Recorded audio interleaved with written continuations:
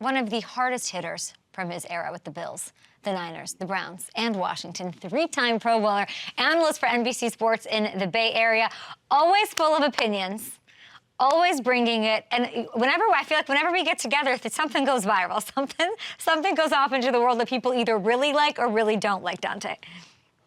Yeah, it does, but this is an opinionated based business. And I try to give my opinion as much as possible. And did you see those LA Chargers? You see those LA Chargers week 1? I did. Yeah, with the win. Are you maintaining your claim that they might make it to the AFC champion? That they will make it to the AFC championship? Look at those odds, plus 2,600 on FanDuel Sportsbook. Absolutely, absolutely. What Coach Harbaugh is building over there is going to be phenomenal. And it only just started last week. Did you see J.K. Dobbins from the Ohio State University? Coach Harbaugh knows who to give the ball to. And then Justin Herbert is just getting started. Khalil Mack, 2 sacks in that game. Everything that I said is coming to fruition. They will end up in the AFC Championship game. We love seeing it, guys. Go put your bets in. Clearly what Whitner says happens. And I just thought, putting it all on the coach. I mean, it's clearly not all on him, but the difference that he can make is sort of outrageous. What do you make of let's see, they go Panthers-Steelers before taking on the Chiefs in week 4. So how confident are you we'll have 2 undefeated teams in week 4 in an AFC Championship preview? Very confident. Carolina, they're in the basement. They won't be getting out anytime soon. Wow. I don't know about Bryce Young as the franchise quarterback over there. It's just too many struggles. He seems too small, and he doesn't really have a grasp of that offense.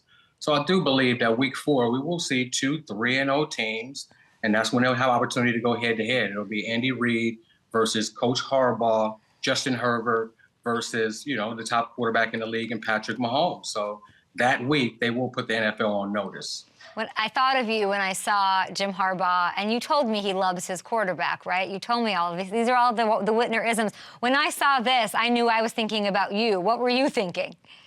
Well, I've seen that before. I've seen it with Alex Smith. I've seen it with Colin Kaepernick. I've seen it with J.J. McCarthy. Now I see it with Justin Herbert. And you know what all of those guys have in common? They have Harbaugh as their head coach, and he's taking them on to do great things in championship games. So Herbert is the next in line for that. I'm looking at the schedule because we got that bye in week 5 then after. Are they beating KC in that game? I think they will beat KC in that game. Where are they playing? They're playing at SoFi. Oh, yeah, definitely. They're going to beat KC week 4. After 4 weeks, the LA Chargers will be 4-0. They'll be 4-0. Okay, then they have a bye in week 5. I don't hate that bye, which was a little bit later. That's okay. So when are they losing? We don't have a graphic with the schedule, but do they lose at Denver?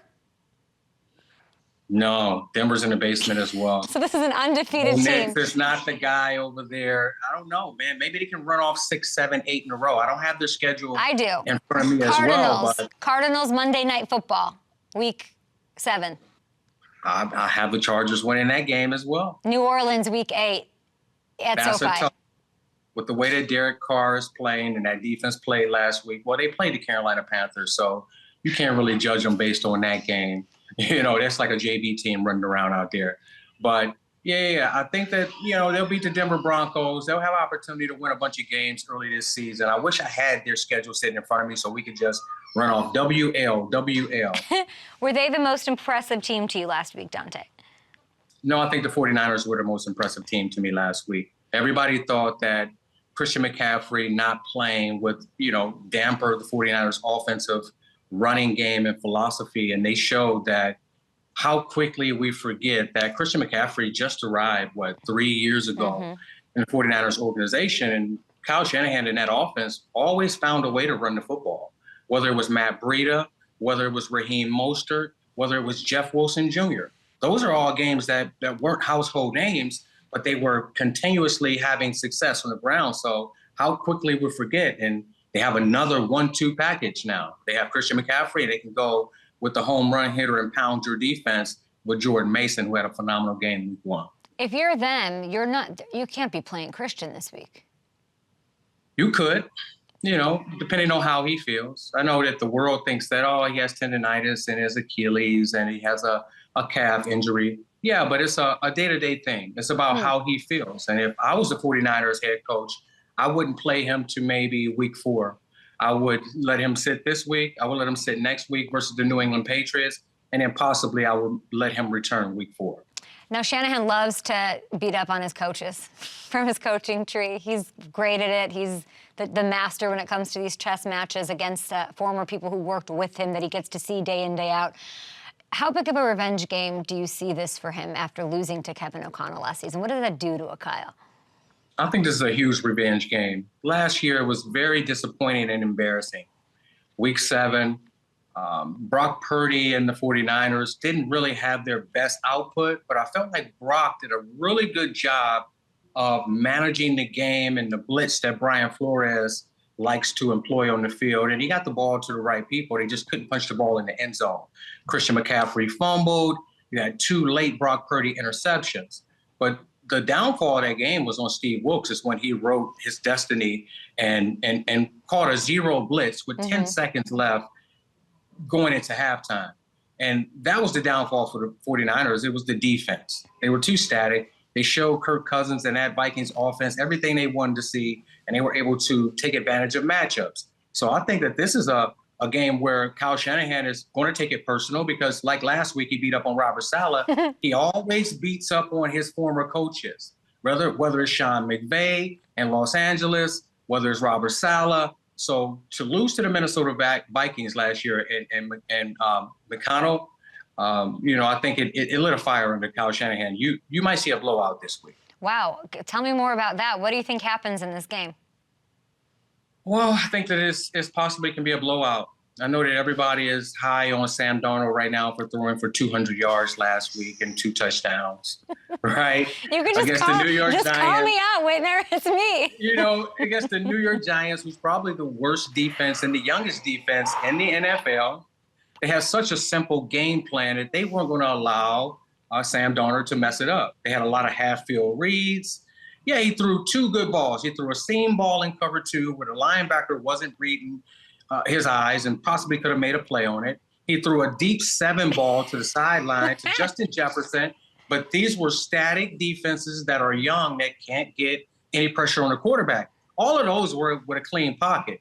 Now with Nick Bosa and Leonard Floyd and Hargrave and these guys coming after you continuously, can you make those throws from a muddy pocket? He has to show me this before I'm a believer. I mean, the touchdown I thought to Justin was a dime. Banks was Banks was right there in coverage. No, Banks is young and he had a terrible game. Let me tell you what that was. They motioned the back to the right. It's 4 wide receivers to that side. Okay. That's a staple in the NFL. That means a backside slant is coming. Every team runs it. When you have a young defensive back like Banks, and he's still playing outside leverage when everybody else knows that the slant is coming, that's a gimme. That's an easy throw. This week versus the 49ers, they have a bunch of veterans, and they have a extensive cornerback group who's the best that Kyle Shanahan has had in his tenure, and he won't have those easy throws this week.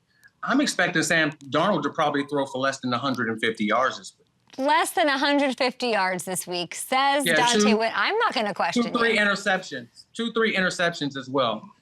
He was Cinderella last week. He'll turn to a pumpkin this week. Oh, my gosh. That Giants defense, you do not have much faith in that young squad. Let's get into the Bengals-Chiefs. 0. The war of words between Bengals and Chiefs already beginning going into their matchup. Yesterday, the cornerback, Cam Taylor-Britt, for the Bengals, had this to say about the sensation rookie out of Kansas City, Xavier Worthy. Let's take a listen. Straight. Run jet sweeps and just run straight. We can't do too much else, so that's about it. Feel like you put your hands on him. He's only 100-something pounds, so if you put hands on him, you'll stop the speed. So basically, get hands on him. Is this smart? No, not at all. And you have to know that Patrick Mahomes is going to take that personal, and they're going to make sure that they make him eat those words. There's a reason why they tell you not to put out bulletin board material, especially if you're playing the reigning Super Bowl champions, the 2-time reigning Super Bowl champions. And, he can speak as if it's easy to jam a small receiver, quick receiver at the line of scrimmage, but it's not. And if you miss, you're toast. So the best thing to do is to keep your mouth closed, to work hard, and then maybe after the game, if you shut Xavier Worthy down, you speak, but never before the game. I think that he needs to be on high alert and not be embarrassed when he played against the Chiefs. Remind me, did you talk? Did you give bulletin board material? Man, no, not before the game. Never? I never did it before the games. But on the field, I said some ungodly things to some people. There's some people that don't like me to this day, even though we're retired, because of things that I said out there. It's just my competitive advantage. Who doesn't like you now because of something you said on the field? Tell me. Bunch of guys, man. There's a bunch of guys. I don't want to say any names. Yeah, I don't want to cause any. What were you saying out there? Anything, everything. You know, some ungodly things out there, Kay. Roman Harper? Yeah, he doesn't like me because I knocked his teammate out. And I didn't do it on purpose, right? I didn't do it on purpose, but, you know, that's the nature of the beast. And when you're playing for championships, the New Orleans Saints, they were loaded. We were loaded in San Francisco. That game was going to come down to, if they go out there and score on this first drive, they'll probably blow us out. And that's what Vic Fangio told us the night before the game. So I had to knock his teammate out, get the fumble, and we had to go get the ball and go down and score. So now every time he gets a chance to talk bad about me, he does. So I don't care. What if we need to fix it, I feel like? What if you saw Roman Harper at Ralph's getting some orange juice? What would happen? You would just ignore each other? Probably say hello. Okay. But nothing more. Like, we're not going to have like a full-blown conversation. I don't know. My life isn't really affected. Yeah. Hopefully his isn't. The biggest matchup I'm paying attention to in this one is Chase and Higgins, right? Or the biggest, like the storyline here. Because if he's healthy against this Chiefs secondary that doesn't have L'Jarius Sneed, I think they can get a win and do some damage against Kansas City. Is it that simple, or what are you looking at? You know, the Chiefs without Sneed, I feel like will be felt at some point, and I'm thinking it's week 2. No, the Kansas City Chiefs do an awesome job of revamping, revitalizing, retooling, coaching up the players that they bring in through free agency and the draft, developing players at a high level. They have an excellent scheme. Spagnuolo is going to get after you. Man. He doesn't allow you to just pick a guy and just attack him. He's going to bring pressure. He's going to play zone. He's going to do a bunch of things at the line of scrimmage to confuse the offensive line. That's the problem with the Cincinnati Bengals. You have to protect Joe Burrow. And then once you protect Joe Burrow, you have to have concepts where your receivers get open and make plays after the catch. So I don't believe the Cincinnati Bengals can do that, and I'm taking the Kansas City Chiefs in this game. You're taking, it's 5.5. You're taking the Kansas City Chiefs in this one. Will it be much of a game, do you think? These are the ones that I think, really? The Bengals are doing a lot of talking right now. Okay. And everybody that understands the game of football, the team that does the most talking, they're the least confident. That's why you talk, because your actions on the field aren't really showing up. So when you hear Jamar Chase talk about, oh, they know we the best. No, we don't. Nobody knows that. That's what you think about yourself, but you have to go out and prove it each and every week. It's been, 3 years since the Cincinnati Bengals made it to the Super Bowl? They didn't even make the playoffs last year, right? So I think that they have to go out and prove it and show it, and there's a lot of pressure on Joe Burrow and Jamar Chase and the Cincinnati Bengals in Kansas City. We already know what they bring to the table, so they're on their way to going 0-2 in this early season. You famously said, I believe, right? Let's let our shoulder pads do the talking, right? Like that's you. Yeah. You gotta let the shoulder pads do the talking. Yeah. Nobody wants to hear what you have to say in the media. And then when you're 0-2, what are you going to say after that? Well, how serious is this? So Rob Gronkowski, 4-time Super Bowl champ, he came on and he's out. He's out on the Bengals. Then yesterday, 16, 17-year quarterback Ryan Fitzpatrick joins me and says he's not out on the Bengals. Where are you? Well, anytime you have a quarterback that's giving their opinion on another quarterback that's perceived as one of the top quarterbacks in the league, they're going to give him the benefit of the doubt. So Ryan Fitzpatrick is an ex-teammate of mine, and I understand what he's doing there. But when he looks at that team in totality and that offense in totality, they're not getting it done. They only have Jamar Chase and T. Higgins. They don't have any other playmakers. Their running back is in Houston, and he looks damn good to me. So he should still be in Cincinnati, but when you pay the quarterback, you can't pay everybody. And Joe Burrow has to take on that extra added ability, or liability to go out there and make players that aren't top offensive threats in the league. You have to come through, and they have to win. So we'll see where they go from here, but I've been out on the Cincinnati Bengals. What do you want to bet that they win this game? We can bet whatever you want. I think the Bengals absolutely win this game. I think they needed the week 1 loss. I think they're having a come to whatever moment, and they are the challenger. I think they have a lot of confidence in this matchup that other teams don't have. They have their number. I wish it was later in the season for sure, but I think that they win this game. Who's going to block Jones? I wish you could hear, because I literally have a huge wall here. I'm in a studio, but I can hear the control room cracking up at everything you're saying, because you're just so, no, yes, no, yeah. Yeah, but who's going to block him? Nobody. Yeah. There's no way that you could take the Cincinnati Bengals over the Kansas City Chiefs. There's no way. That's just They're wishful supposed to be a better line. What are you talking about? Like they did it with a lesser impressive line before, blocking Chris Jones. Like, come on. I think they also had a running game. Yeah. They also had a running game. You think Mixon being gone was not it? You don't believe in the Zach Moss tandem with Brown? That's fair. Absolutely not. Joe Mixon was the second best playmaker on offense. I'm more worried about Pacheco, because last week I have no faith in this run defense being able to stop anything. Yeah, Pacheco, he'll probably have over 100 yards. They'll get Xavier Worthy the ball. You'll see Patrick Mahomes run around and make them look silly. That chemistry with Kelsey will show up. I'm expecting Kelsey to get into the end zone maybe twice this week.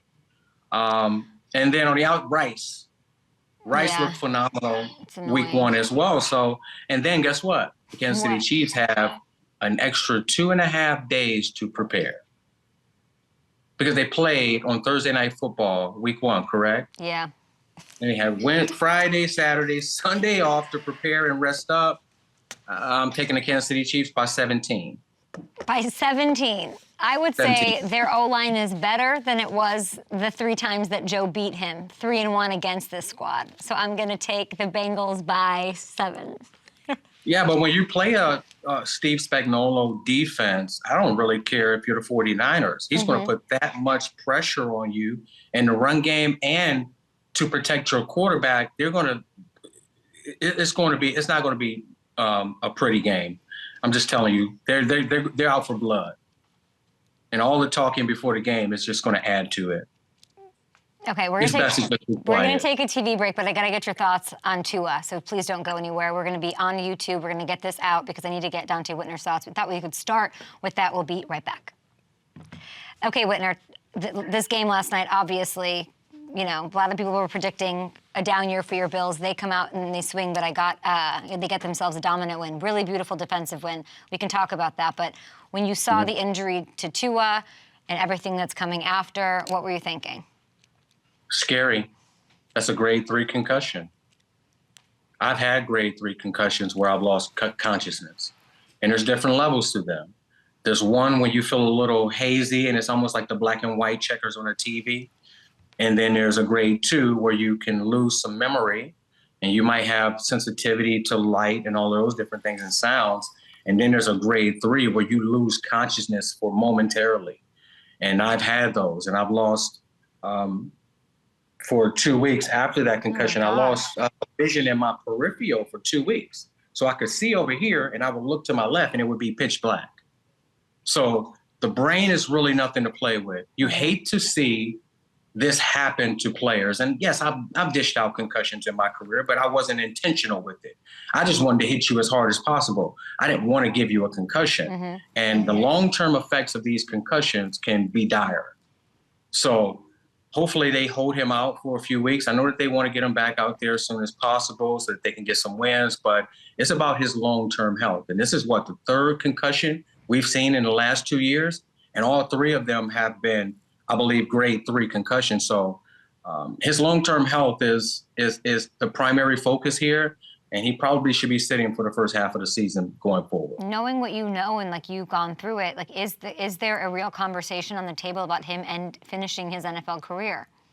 Absolutely, and this is why you can't put him back out there in 2-3 weeks, because another concussion. Now the doctors are coming to you and saying, "Hey, you don't really want to be a vegetable when you're 50, 60 years old, right?" And being on the other side of it, being a retired player, I see so many players that are having issues with their brain and memory and being able to control anger and depression. And a lot of that comes from the diagnosed concussions, but also the undiagnosed concussions. Think about how many guys feel a little dizzy every time they make contact in practice, right? So when I went through the brain evaluation and it came back, they said that you could have possibly had between 600 and 800 grade 1 through grade 3 concussions. Do you know how scary that is to hear? They're very scary. So it's not just me individually as a football player, it's a lot of the players. So you have to protect yourself, but even more importantly, the organization and the coaches and the medical staff have to protect him, protect him from himself. An honest opinion, I really appreciate it. Donte Whitner, always a joy to have you. Thank you for the analysis, and go Bengals. No. Go Niners. Sure. Go Niners again. Go Sam Darnold and go Bengals. You and I are going to I'm going to send you some cupcakes if you get yours right, and you have to send me some cookies if I get mine, all right? Absolutely. It's a deal. Thank you, Whitner. Appreciate It's a bet.